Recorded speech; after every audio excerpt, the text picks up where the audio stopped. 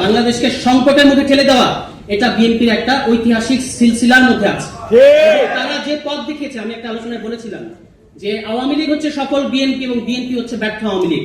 কারণ আওয়ামী লীগ বিএনপি যে রাস্তা দেখিয়ে গেছে ওটা তারা করতে পারে নাই, সেই কাজগুলি আবার এসে আওয়ামী লীগ করে দেখিয়েছে, খুব সাকসেসফুলি করেছে। কিন্তু বিএনপি নিজের দেখানো রাস্তায় নিজে গিয়ে খাদের মধ্যে পড়েছে। আজকে আপনি পত্রিকা নিউজ দেখবেন যে এখন যে নতুন প্রধানমন্ত্রী বাসভবন হচ্ছে, সেখানে বাংকার করা হচ্ছে, সেখানে টানেল করা হচ্ছে। আপনি কোথায় যেতে চান?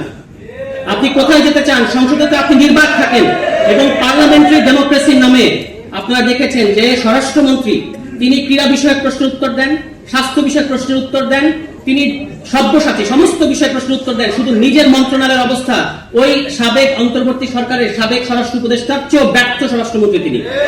দুনিয়ার সমস্ত বিষয়ে তিনি উত্তর দিচ্ছেন, শুধু নিজের মন্ত্রণালয়ের খবর নাই। গত 2 মাসে পাঞ্জাবের জগতে একটি বিশ্বস্ত নাম শাবাব এথনিক ওয়্যার। তাদের নিজেদের অন্তর কোন্দলে এই পর্যন্ত 30 জনের অধিক বিএনপি নেতাকর্মী হত্যার শিকার হয়েছে। কিন্তু তিনি বাংলাদেশকে সংবিধান পড়াচ্ছেন, যে সংবিধান আবার প্রতি পদে পদে প্রতি বাক্যে বাক্যে তিনি ভুল বলেন, বিভ্রান্তিকর তথ্য দেন। তিনি মনে করেন সংবিধানের ধারা উপধারা 115 অনুচ্ছেদ এটা আছে, 64 অনুচ্ছেদ এটা আছে, এটা বুঝাই নাকি সংবিধান বোঝা। তিনি এখন বাংলাদেশে অপ্রতিদ্বন্দ্বী সংবিধান বিশেষজ্ঞ হয়ে গেছেন এবং তিনি মানে কত তার অডাসিটিটা আপনারা খেয়াল করবেন। সংসদে দাঁড়িয়ে পুরো জাতিকে তিনি অপমান করছেন। তিনি বলছেন তিনি মাস্টারি করছেন।